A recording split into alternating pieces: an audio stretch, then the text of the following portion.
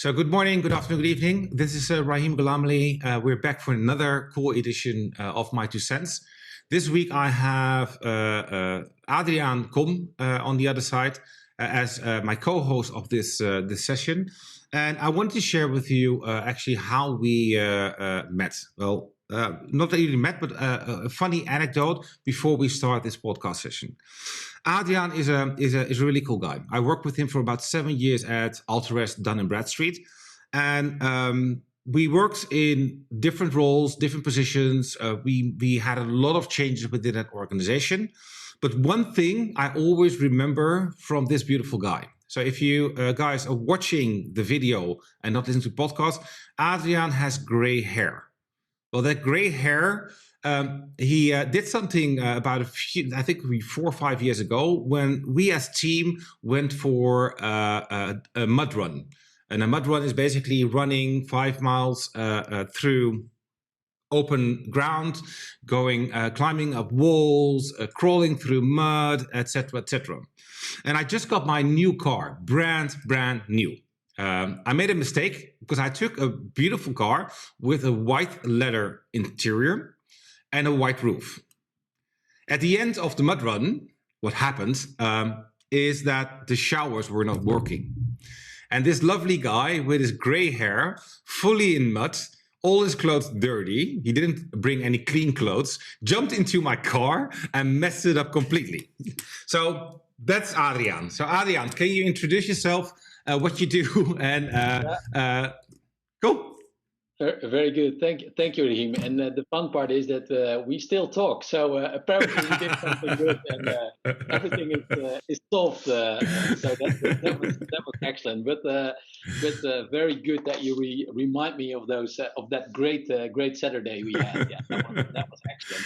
Yeah, great to be here. And yeah, as mentioned, my name is Adriaan Kom, and I'm the Chief Commercial Officer of Visma OnGuard. And I started at Visma OnGuard just 5 months ago, so it's all relatively new. I'm based in the Netherlands, in Rotterdam, and I'm a proud father of 3 sons. So great to be here, Rahim.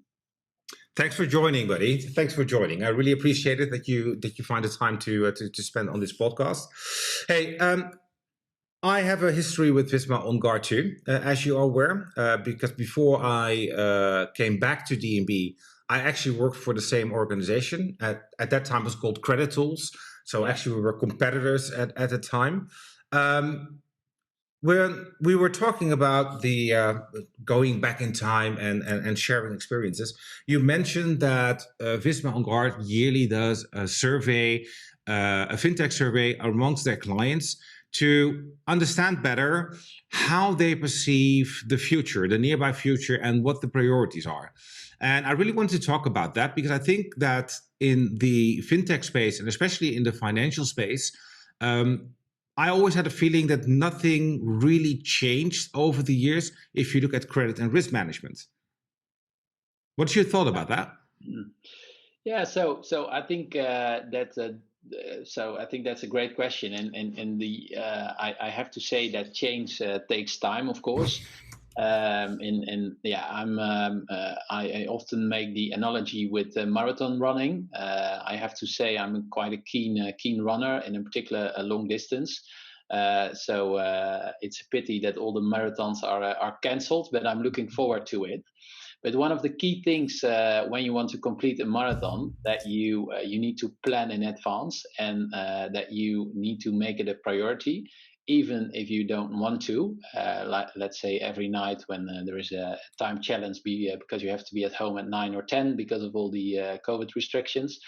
But it's a matter of the long run. And as with change, and in particular in a more mature, I would say, industry, change takes time. But that doesn't mean that there is no change.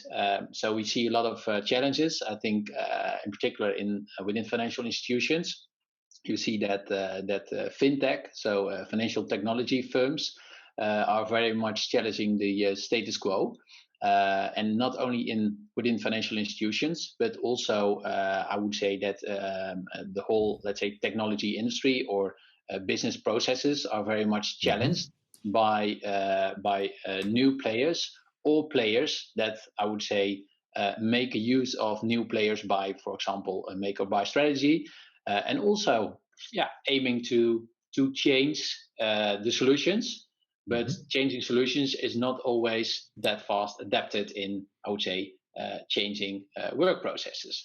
So there is change, but I think it's important that you know where to look. And to make the analogy with running, it definitely takes time. Yeah, nice. So I looked at the FinTech Barometer of last year. There were a few things which popped up, like data, and I think data is a real fuel. We both come from data inspired organizations. But if you look moving forward, robotics, AI, all that stuff. Is that something which is top of mind of clients? Because I see a lot of tech companies really pushing on that area, really pushing on developing the capability. On the other hand, I have a feeling that from a finance team perspective, it's actually not really top of mind. Yeah, so I definitely see that given all the advanced digitalization that we all face, not only in our work life but also in our day-to-day practice with a lot of home working, that there's definitely a bigger dependency on data and technology as a whole. Because when you have less and less, let's say, face-to-face meetings, you are dependent on a lot of technology at your home office. But back to your question. It is definitely top of mind. I mean, one of the reasons perhaps why I started working at Visma OnGuard was a big study from the Boston Consulting Group from last year, where they really underlined that order to cash platforms have the future. And perhaps that are not the more, let's say, traditional players that will dominate the market, but those players who are able to connect with the latest technology and are data driven. So it's not always that, I would say, the platform itself is key, but the ability to connect yourself to the latest technology and to interpret and connect your solution with the environment of your client. So it's I think we were in the same transformation at Altres Dun & Bradstreet, where we definitely saw a trend of moving from I would say user I would say solutions very much focused on the user towards a more API based platform solution. And that is the same trend that I foresee and I experience in my day-to-day business with our organization and our clients as well. So it's definitely, I would say, a transformation where data is the key foundation fueling that change. Yeah, no, but it's not only data, because look, as we have experienced in the past, and people are still experiencing.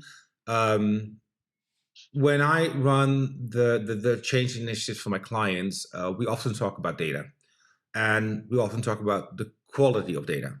A lot of our clients are lacking the right quality of data, and I'm not just only looking at the external data which you could buy from companies like an Altres or a DNB or a Bisnode, etc. But I'm also looking at the quality of data of what's happening within those organizations to fuel that transformation. If you look at, and I'm going to predominantly focus then on the order to cash cycle. I remember at the time I was working for the same organization. We were really focused on incorporating the data which was more financial based to make better decisions and to monitor our clients. How do you see the evolution? Because I think the behavior of your clients itself also has a story to tell. Yeah, so I echo what you say. It's definitely the case that there's more. We see more data-driven finance departments. We see that the role of the departments itself is changing a bit over time. So finance is more involved in I would say, strategic decisions. Because we see that companies are more and more data-driven, and the finance department and all its, I would say, appealing departments are very much or often owner or very much connected or an important stakeholder of all the data. So that is an important one. That the second thing is that data on itself is can be valuable if you interpret it in the right way. So one of the key things we often, we saw that often at our clients as well, is how do you transform data into valuable information that you can use to steer on. I think there are a lot of, and that's something that we saw in the FinTech Barometer as well, that a lot of companies are overwhelmed by data itself. So the key thing is how to change and evolve that data into valuable business information that allows you to steer your organization, but you shouldn't forget to use that always with kind of business purpose in your mind. So you can really become distracted if you just can start, I would say, analyzing and interpreting data randomly. I very much believe in focus. That you have to make clear what is the direction you want to steer at, and how can you let the data work for you to achieve what you want to achieve. So I definitely see a steering role from the finance department with their enlarging footprint in organizations. Yeah. So let's take a bit of a sidestep. We are talking about data which you can gather through your systems. And I think the solutions you guys offer are really focused on using that data to help fuel better collections, better risk management.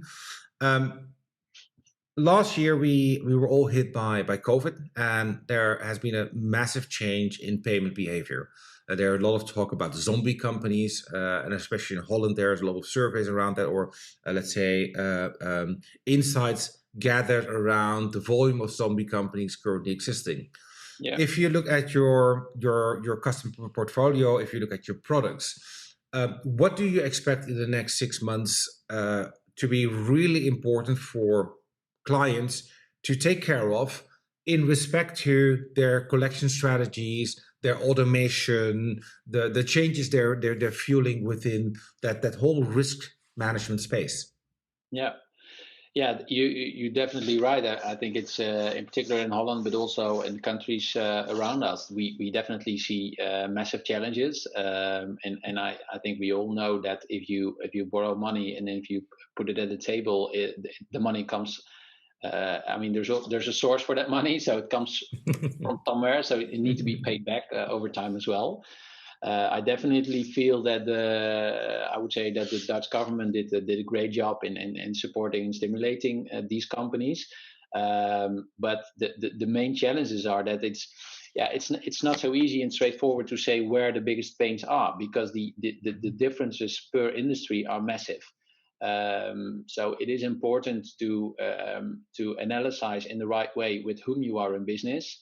Where are your dependencies, but also where are you, I would say, stacked or indirect dependencies, because we see a world where there are a lot of connections between companies and industries. And of course, we see that e-commerce companies or cleaning companies or other players are I would say tech companies are growing massively on a very high pace. But some other, for example, more traditional industries, or for example, think of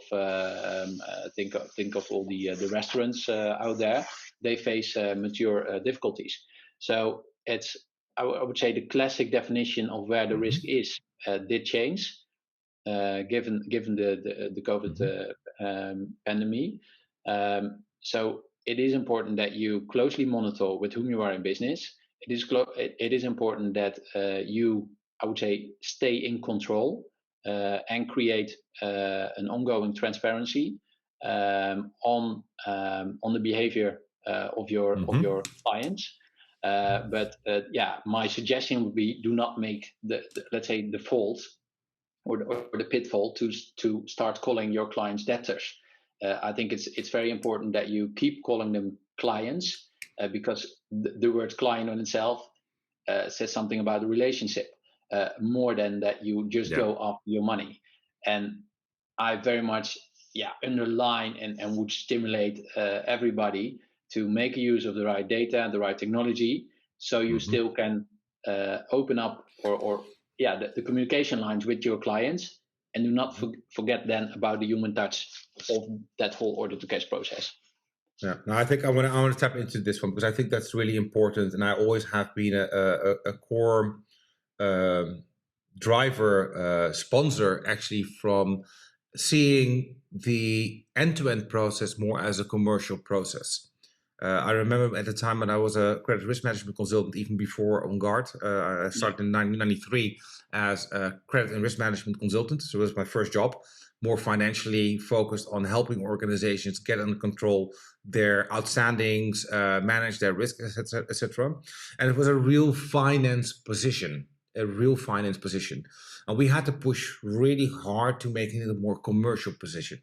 Because at the end of the day, the fact that someone doesn't pay has a reason. It has a reason. It could be a financial issue. It could be a dispute happening, that the invoice is not right. There are a lot of reasons for that happening. Ultimately, you want to renew that client. So that has not changed. However, you see the tendency within credit and risk managers changing to more the commercial approach. That has been happening for years, by the way, but it's improving and more improving. So I like the point you're mentioning, and I think that's really important also for the audience. Do not treat your clients as debtors. Treat them as clients. Treat them as the most valuable assets you have in business. That's the one thing you have to do in your end-to-end process. So we talked a little bit around the fintech market, the tendency within what we see happening towards the future and the short term and the longer term. If I look at your organization itself, because I'm actually quite interested in what happens. I've not been within that organization for now 11 years. You guys have made a lot of really cool steps. You've been joined or taken over by Visma. Now you're Visma OnGuard.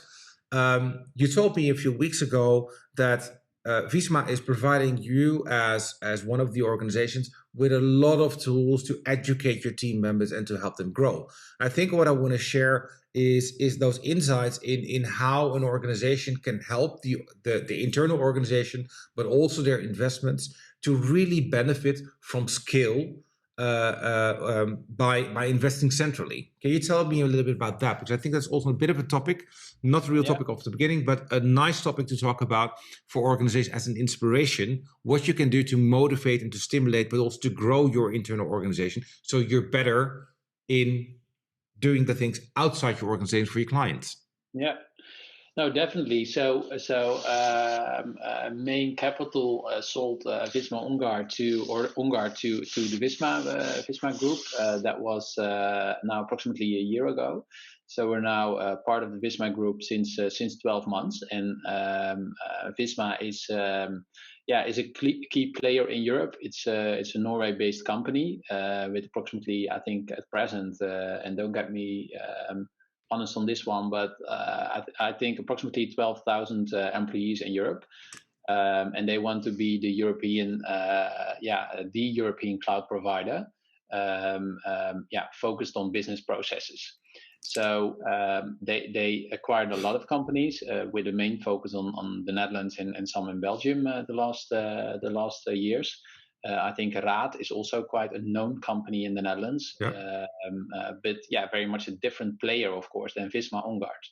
So Visma has the policy of letting those companies quite independently and autonomously moving forward. But we are looking within the Benelux organization, I would say, to benefits for the members of the Visma Group. So of course we are connecting our network, we are connecting our expertise, and we also are quite active in looking to expand, and not always only organically, but also non-organically. So there's a very important play and an important mother company that we have behind us that did not acquire us for the short term, but it's really a long run where they are aiming at. And I have to say again, a link to my marathon history. It's definitely something that I foresee as important. That change is not something you do overnight. It's really a matter of the long run. And in particular, when you are a tech firm, the whole, I would say, change process, and you know more about that than I do, has a lot to do with changing behaviors, implementing it, putting it in the right position, defining clear goals, so you can embrace and use all those aspects to achieve a certain goal. And that's what Visma is offering us. So they help us to change in the right direction, make the right network, and link us to the right companies abroad, and also potentially to the right clients. Yeah. Yeah, really nice, really nice, really nice. Yeah, we both have worked for equities and for organizations who are invested in the organization we worked for. In general, the cross collaboration with other organizations was at a really low level. So I think also for lessons learned, what I learned basically from our last chat is that there is an opportunity, especially when you're part of an equity, to find those synergies with other companies. Yeah. And I think that's underutilized. Yeah, definitely. And what I also see is that we primarily have B2B clients, and primarily I would say the bigger organizations. So think of companies that have 3, 4, or 5 people on the credit management department at least. So then you think of companies with approximately starting from 75 million of turnover a year. Some smaller as well with other solutions, but in general, so generally speaking. And what we see is a very much a professionalism in also the buying power. So you see more and more RFPs coming at you with I would say additional attention also for subjects like security, certifications, financial stability, important aspects around with whom are we in business. So what is, for example, the impact of your company on my company, also from a reputational perspective? How diverse is your company? All those aspects are very important, and a partner or a mother company as Visma fuels us, of course, with I would say the right luggage and stability, also to make sure that we can serve also the bigger clients with high demands, fair high demands, I need to say, and we are able to serve them in this way. Yeah. I think that the demands clients are putting forward, especially now in these times, are getting more complex and more diverse. If I compare to the years I was in sales, now I did sales for OnGuard, for Visma OnGuard, it was a much easier life. It was so easy to do business with any company. Back in the day, back in the day when I still had hair and the sun shined every day. That's not correct. The sun almost shines every day where I live now in Barcelona. I traded Holland in for Spain. But I do see the trend that things are getting more and more complex. Maybe to close off, we talked a bit about strategy, current market. We talked about the FinTech Barometer on what's happening moving forward. We talked a little bit about Visma, but we actually didn't really talk about OnGuard and what you guys do as an organization.